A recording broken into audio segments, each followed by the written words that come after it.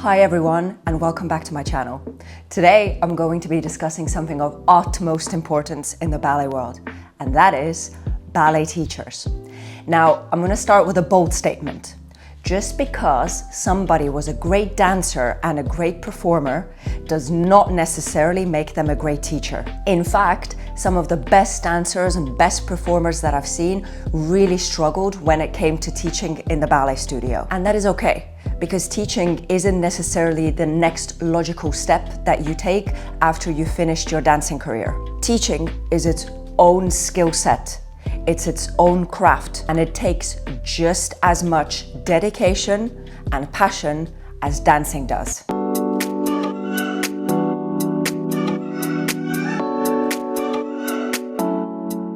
Performing and teaching are two completely different careers.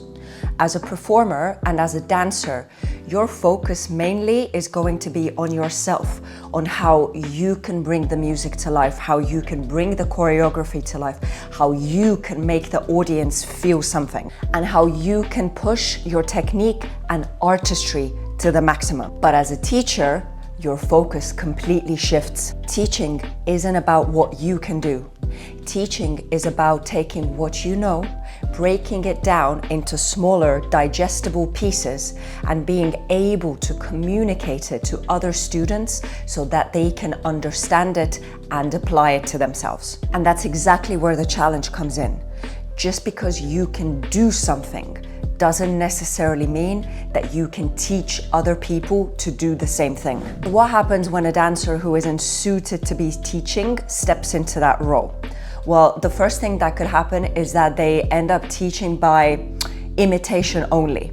So what do I mean by that is that they would say things like, oh, just do it, because maybe just doing a pirouette and not thinking about anything worked for them. But not everybody works the same way. And just because that technique worked for you does not mean that it's going to work for somebody else. The second thing is that they may be lacking patience. A great teacher knows that progress takes time, and a great teacher is okay with that. But a dancer turned teacher may be completely lacking that patience and expecting instant results. And that is completely unrealistic and unfair to a lot of the students. Third thing that could happen is that they mix up strictness with effectiveness. Because all of a sudden, you are not the dancer anymore. Nobody is in charge of you anymore. You are the one that is in charge. And a lot of people do not deal with that shift of power very well. And in a lot of the cases, they can start abusing that power and thinking that harshness is the thing that is going to create strong dancers. But in most cases, harshness, like excessive harshness, is actually the thing that is going to create dancers who are full of fear and not necessarily effective or good at what they do at all. And finally, a lot of the times, they pass on harmful and outdated habits instead of evolving, because ballet is constantly evolving, and our knowledge of ballet and safe methods on how to teach ballet is something that is constantly evolving.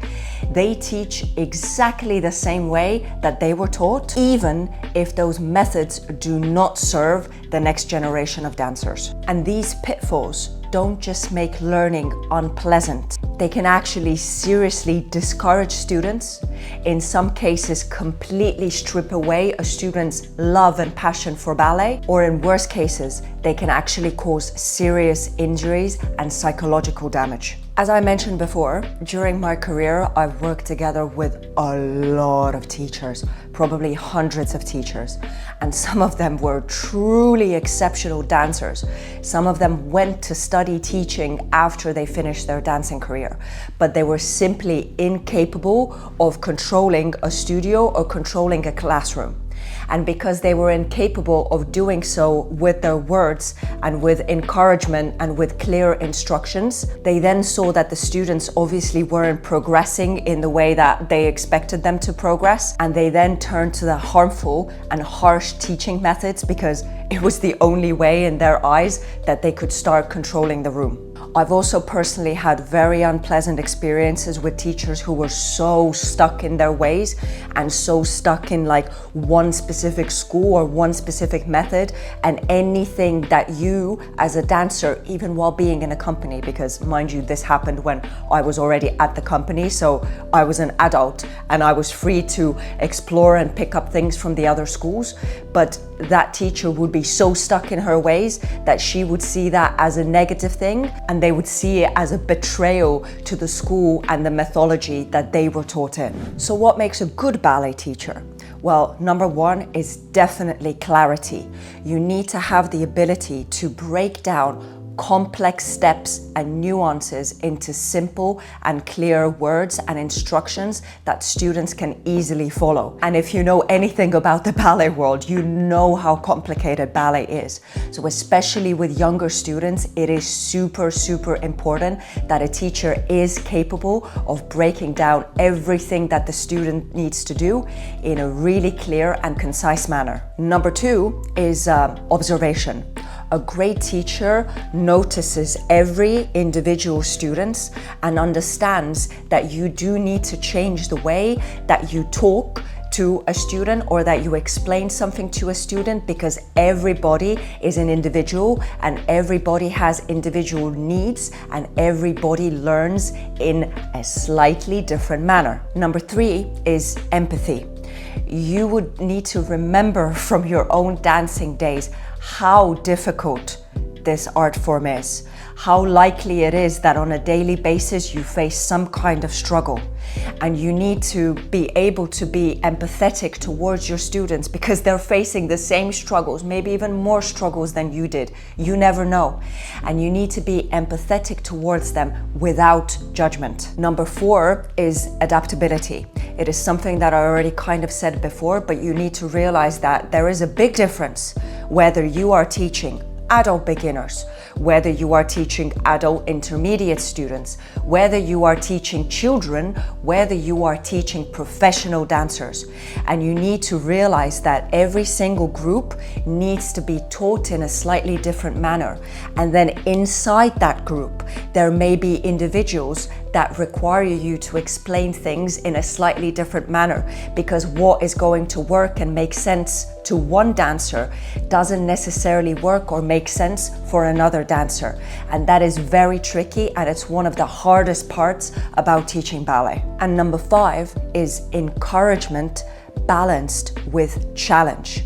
So as a good teacher, you are going to know, and you're going to remember from your own journey, that you do need to encourage your students, but at the same time, you do need to be demanding. But there is a very thin line there to cross over from the encouraging and demanding side to full-on demanding. You need to be able to push your students forward, but also offer support along the way. A good teacher isn't just going to demand excellence from their students. They will nurture their students' confidence to be able to achieve that excellence. A good teacher will be about building strong, resilient, confident, and artistic dancers, and dancers who love the art form that they're in and do not fear it. Why is all of this so important? Why am I sitting here and yapping on about it to you guys?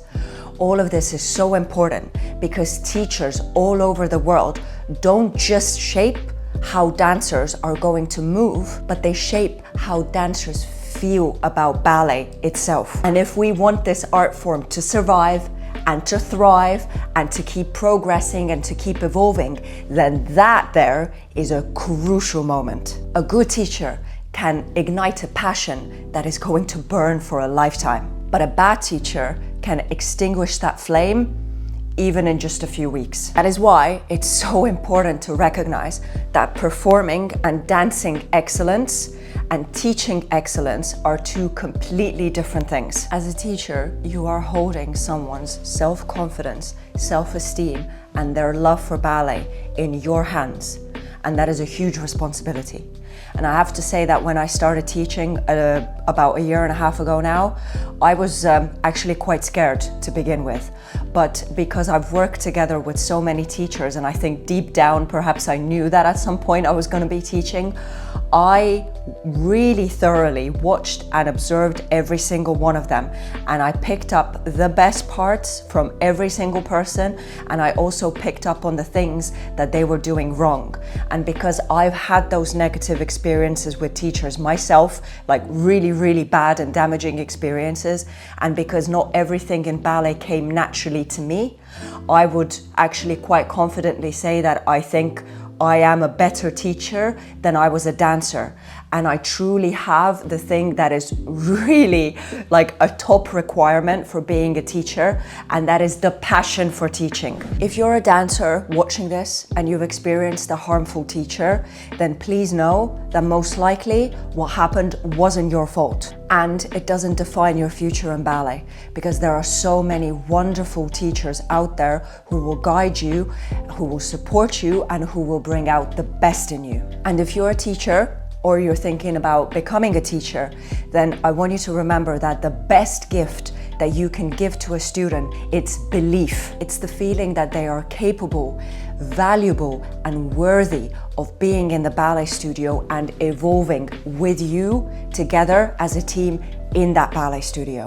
Conclusion, yes, not every dancer makes for a good teacher, but every good teacher has the potential to change a dancer's life way beyond the studio. I really hope that you enjoyed this video, guys, and I would love to hear your stories in the comments below. So if you want to share, please share. Let's have a discussion.